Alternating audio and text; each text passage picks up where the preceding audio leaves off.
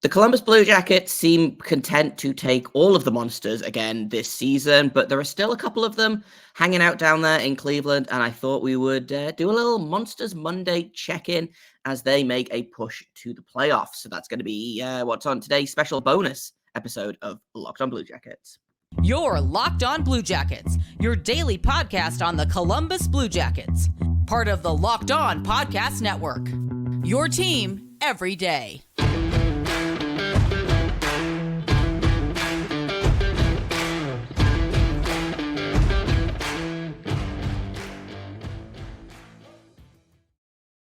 Hello and welcome to Locked on Blue Jackets, part of the Locked on Podcast Network, your team every day. I am, as always, your host, Jay Foster, here to give you the good, the bad, and the ugly about your favorite team and mine, the Columbus Blue Jackets. Before we get started, I want to thank everyone for making this your first listen of the day every single day, even when this is the second episode of the day, in fact. But we are free and available on all podcast platforms, on YouTube, and on SiriusXM. I also have to let you know that today's episode is brought to you by Game Time. Download the Game Time app, create an account, and use code LOCKEDON. $20 off your first purchase. Like I said at the top of the show, we're doing a little Monsters Monday check-in because despite the Blue Jackets' best efforts, the Monsters are probably going to make the playoffs. And quite frankly, that's about as exciting as it's going to get for a Columbus organization team.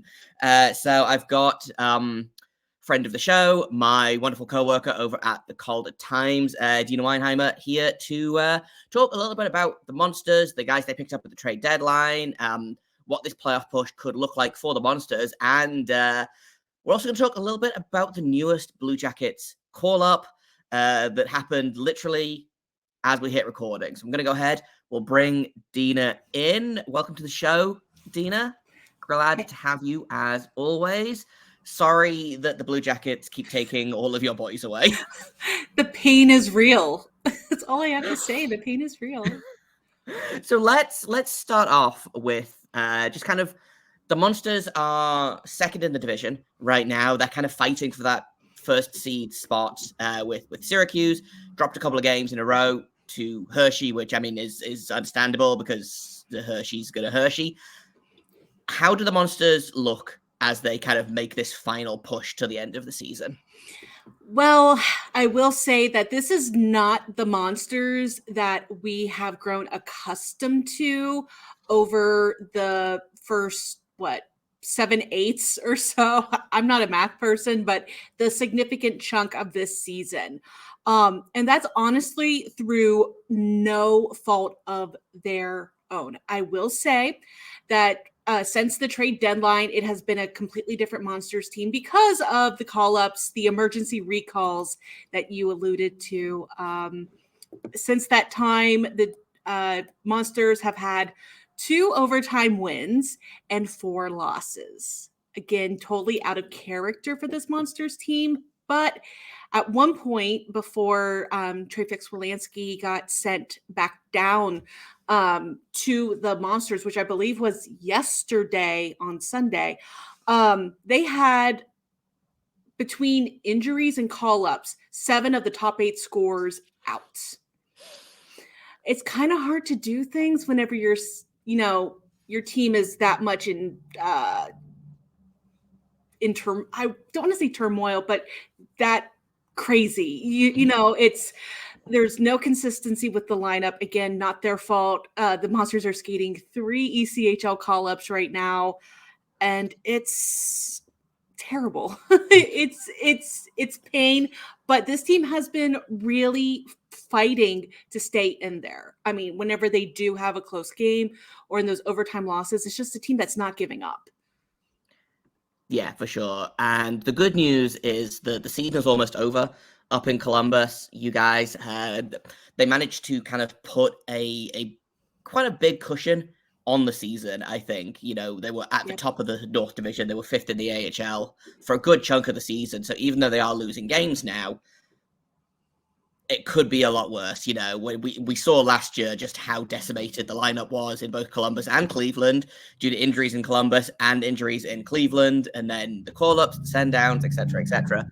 But the Monsters, even if they fall a couple of spots, I feel like they're going to get all of these guys back. Obviously, they've just got Trey Fix-Wolanski back. We'll talk about him in a second.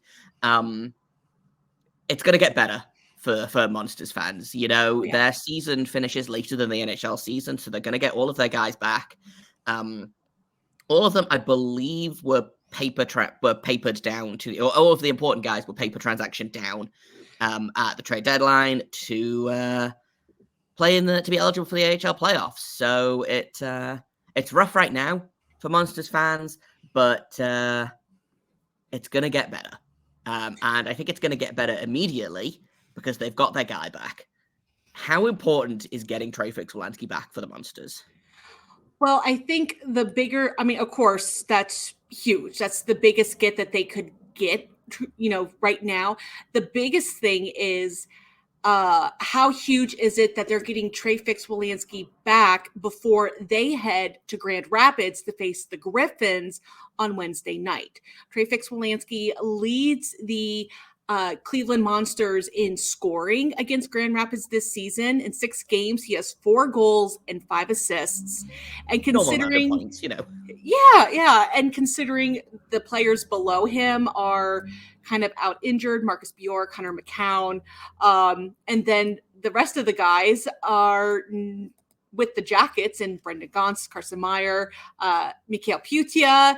And then it drops to Nick Blankenberg, who has 3 assists in 2 games. So getting that score back that excels against Grand Rapids, hugely important, especially since Grand Rapids is kind of fighting for a number 1 seed in the Central Division right now. Yeah, for sure. And we don't want Grand Rapids to clinch a playoff spot against the Monsters.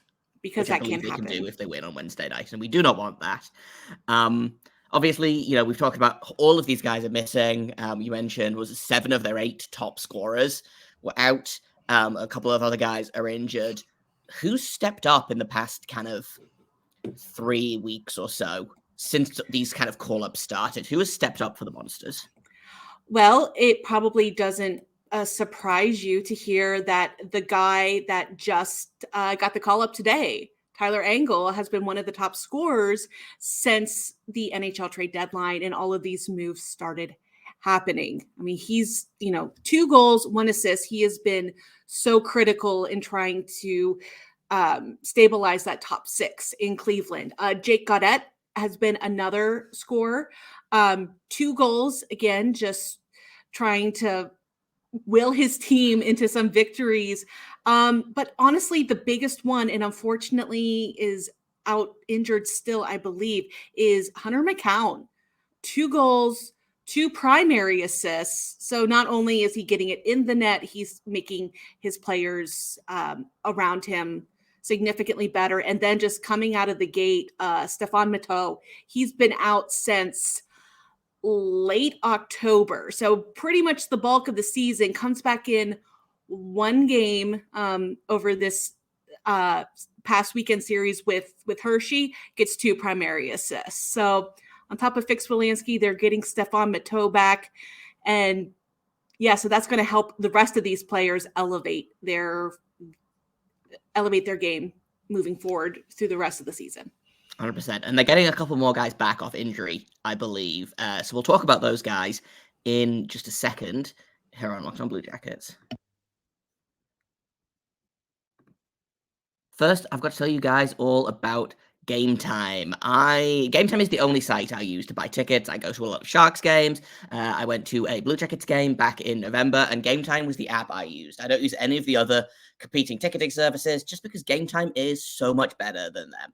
They're faster and easy. You can buy tickets for sports, music, comedy, theater events near you. They've got last-minute deals, all-in prices, views from your seats, and their best price guarantee, which means if you find tickets in the same section and row for less, Game Time will credit you 110% of the difference. You can buy tickets in seconds with 2 taps. They are they show you all of the fees right up front. There's no secret fees that when you get to the checkout, you're like, why is this ticket 50% more expensive than I thought it was going to be? None of that with Game Time. And you can buy, like I said, last minute tickets. So if you get out of work and you're like, oh, hey, the Blue Jackets are playing, let's head down to Nationwide. You can get tickets like that on Game Time. Take the guesswork out of buying tickets with Game Time. Download the Game Time app, create an account, and use code LOCKEDON for $20 off your first purchase. Terms apply. Again, create an account and redeem code LOCKEDON for $20 off. Download Game Time today. Last minute tickets, lowest price guaranteed. Welcome back to Locked On Blue Jackets. We're talking all about the Cleveland Monsters on this special bonus episode of Locked On Blue Jackets. And a personal favorite of mine, and I did not warn Deana that we were going to talk about him because I forgot, but Nick Blankenburg is making his return pretty soon, it looks like. It sounds like he was a full participant in practice today. Could we be seeing my favorite little guy back on the ice for Cleveland soon? It is quite possible. Now, it kind of comes with the warning that Nick Blankenburg and Josh Dunn have been participating in practice for a while now. With Nick Blankenburg, he was actually out with a concussion. And of course, since the Monsters are pretty much locked into, without being officially locked into a playoff spot, the odds are with them. It'd be real hard for them to drop out. Yeah. Right. So they're not really rushing him back. It really does sound like they're wanting him to be 100% or even better, if it at all possible, and just waiting until he is fully ready, is 100% cleared to come back. But he could be very pivotal in the closing games and heading into the playoffs, where you need the bodies, you need good bodies like Nick Blankenburg.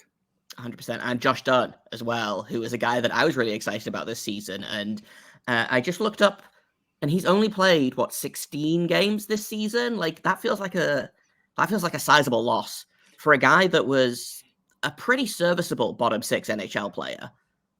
To lose a guy like that from your AHL lineup has been frustrating, I'm sure, for Monsters fans. Yeah, and I was really excited how his season was starting. He really had stepped up into a true bona fide leader, and just on the bench and on the ice, he was really stepping into his own game.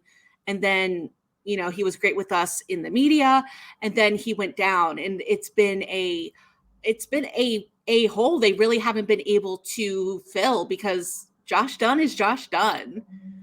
And I mean, honestly, shout out to his sister, who just won the goal that solidified OSU women's team into yet another championship. So we love the Dunn family here in Columbus. Yes, Dunn, big Buckeye for a long time. Now we're seeing Joy following her footsteps. It's a lot of fun. Yeah, it was so neat whenever I saw the score last night, like, oh, 1 goal, who got it? Of course it was a Dunn getting it done once again. No surprise. Yeah. Let's talk about another guy that has kind of been missing from the lineup, not for very long, but in a frustrating state of affairs. David Jiricek. Zach Werenski gets injured against, I don't remember who it was. It was on Wednesday, I believe.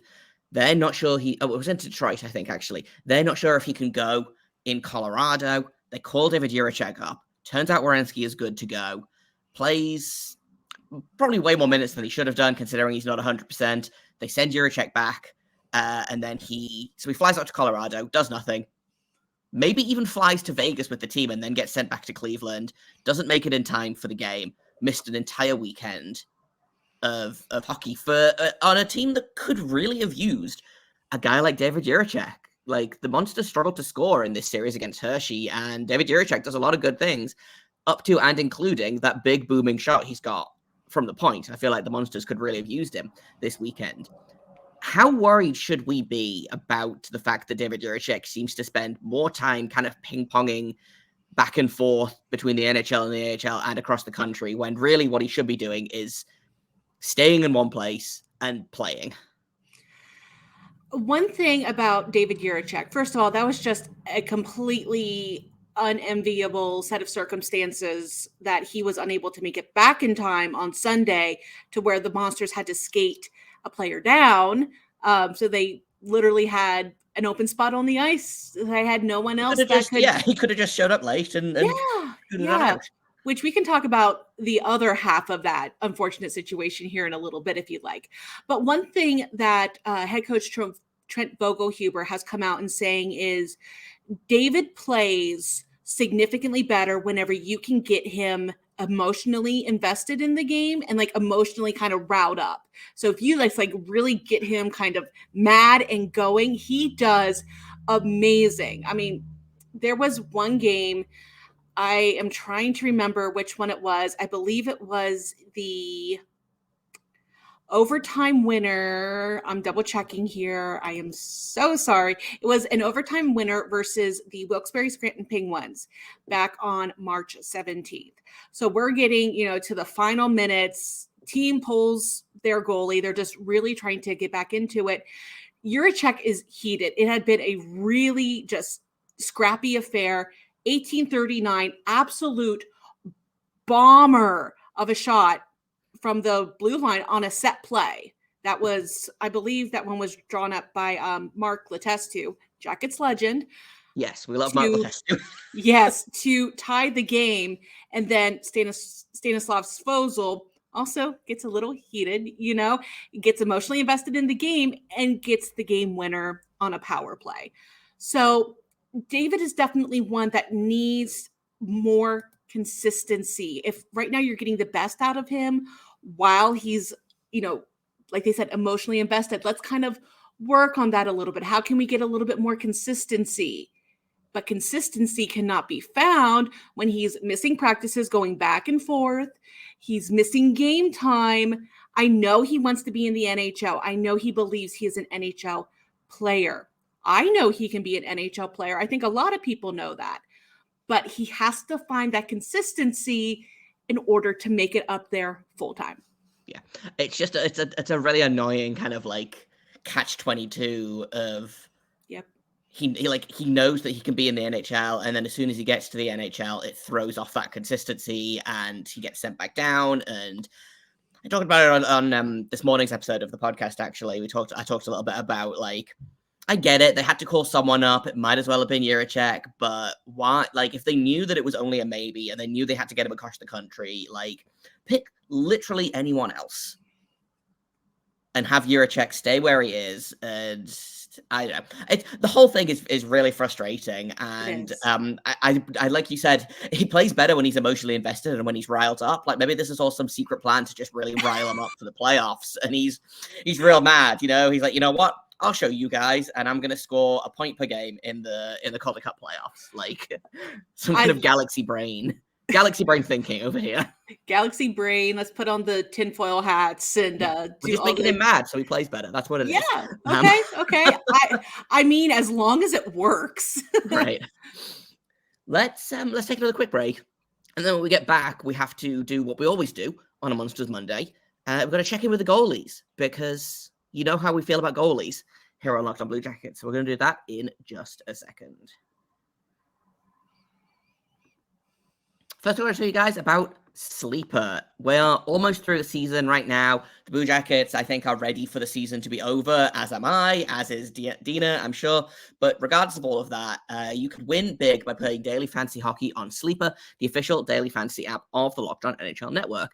They're our number one choice for daily fantasy sports, and especially hockey, because with Sleeper, you can win 100 times your cash in daily fantasy hockey contest. Entries can be made in under a minute. They've also got NFL, NBA, MLB, college football. And all you have to do is pick whether guys like McDavid, Crosby, Ovechkin, McKinnon are going to record more or less in their Sleeper projections for things like goals, assists, saves, plus minus, and more in any given game. To win 100 times your money on Sleeper, all you need to do is correctly predict the outcome of 8 player stats. You heard me right. Just answer 8 questions correctly, and you're going to win 100 times your money. So start paying attention and nail your picks so you can start winning big. Use promo code LOCKEDONNHL and you'll get up to a $100 match on your first deposit. Terms and conditions apply. That's code LOCKEDONNHL, LOCKEDONNHL. See Sleeper's terms of use for details and locational availability. Welcome back to Locked On Blue Jackets, or Locked On Monsters, I guess, is what we are right now. And as we do every Monsters Monday, Deana and I are going to talk a little bit about the goalies, because there's a new goalie in town.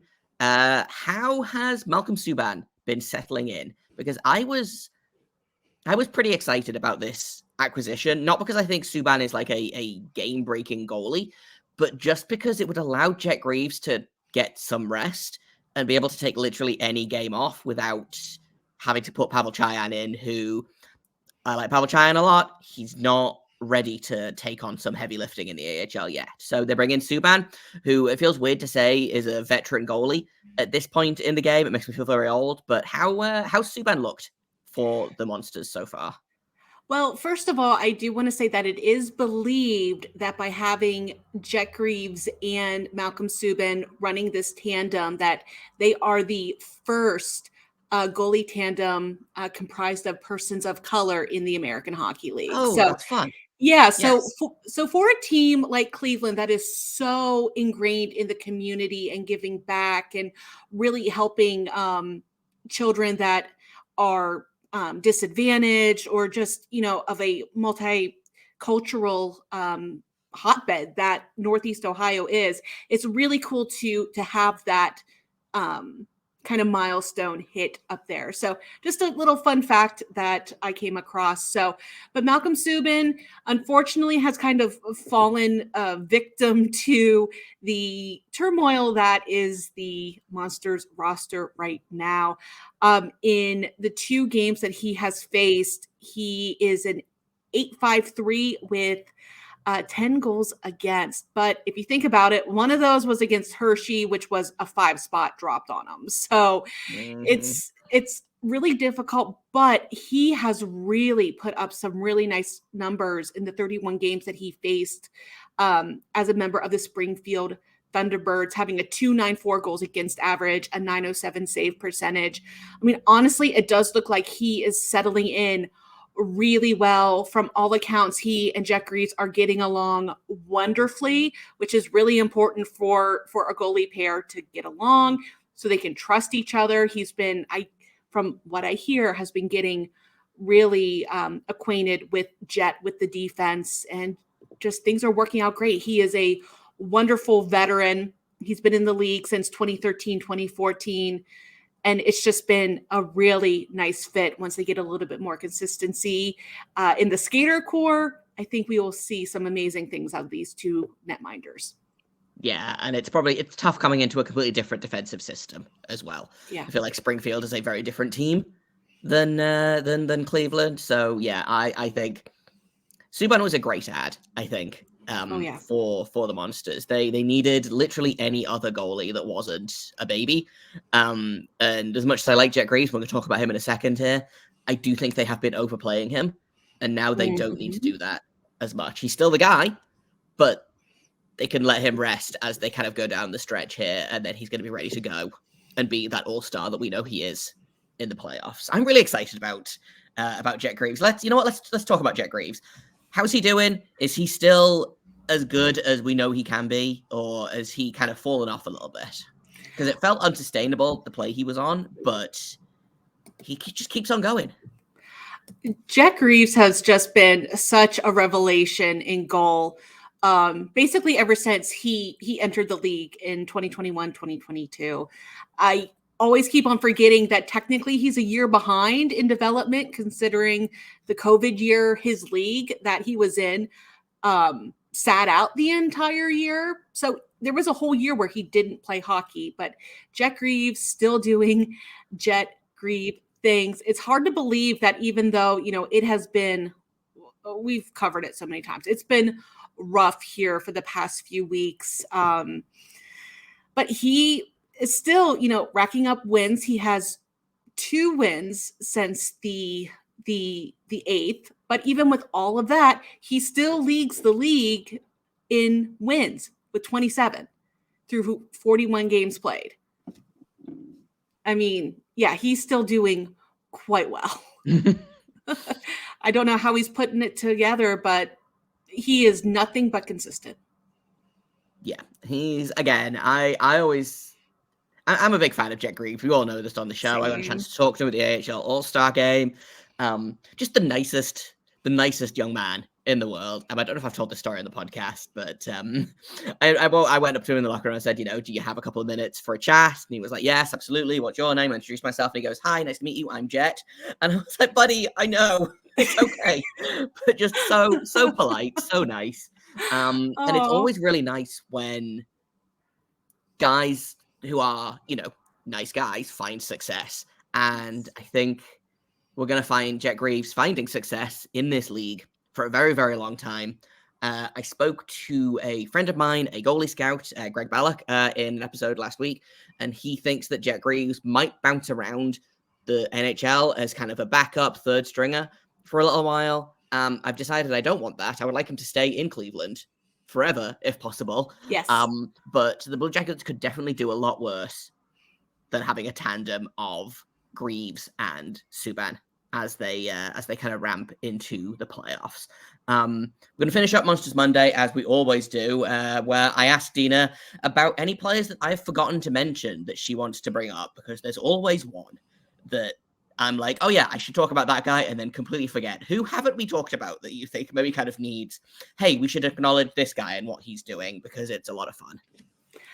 That's a good question, because I will say that since I keep using March 8th as the benchmark, honestly, we had to give props to basically the entire Cleveland Monsters roster.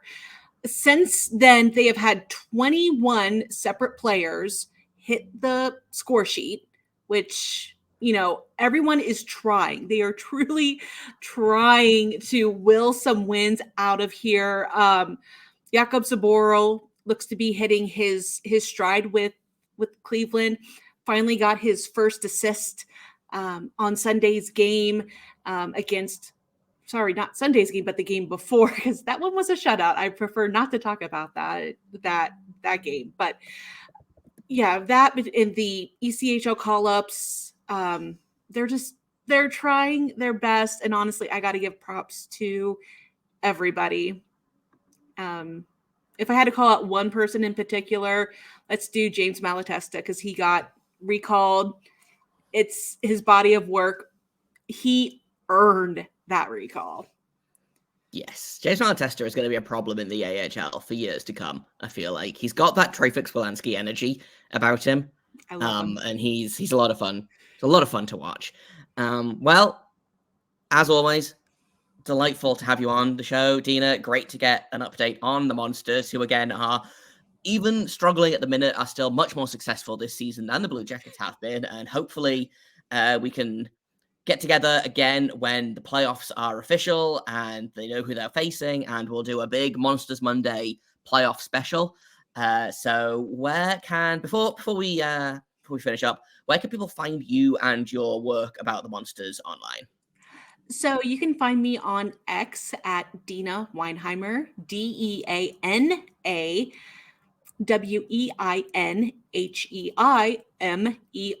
You can find all the written work over at the Calder Times.com. Of course, our tag on social media, or our @username, whatever, is simply the Calder Times. And then you can check Jay and I out every Wednesday on the Calder's Calling podcast, where we discuss the entire American Hockey League, but there's a decent amount of Monsters talk in there.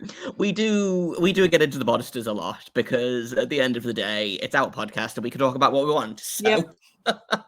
Well, I've been Jay Foster. You can find me on Twitter at _Jacob Foster, JAKOBFORSTER. You can find the show at LO_Blue Jackets. You can email me if you have comments, questions, criticisms. Email me at lockedonbluejackets@gmail.com. You can, again, just to reiterate, you can find my written work on the AHL over at thecaldertimes.com.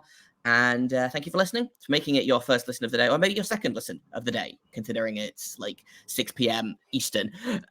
So I appreciate you hanging out, whether it's morning, afternoon, or evening. We are free and available on our podcast platforms. We're over on YouTube and on SiriusXM. Tomorrow, we are going to talk about the Coyotes. The Blue Jackets are in Arizona, and they might win a game. I don't want to get too crazy, but they might do it. So we'll preview that game, and we'll talk a little bit more about some playoff matchups, potentially some Monsters, potentially some NCAA. Maybe we'll just have fun with it. Who can say? That's tomorrow's episode of Locked On Blue Jackets. And until then, make sure you stay locked on.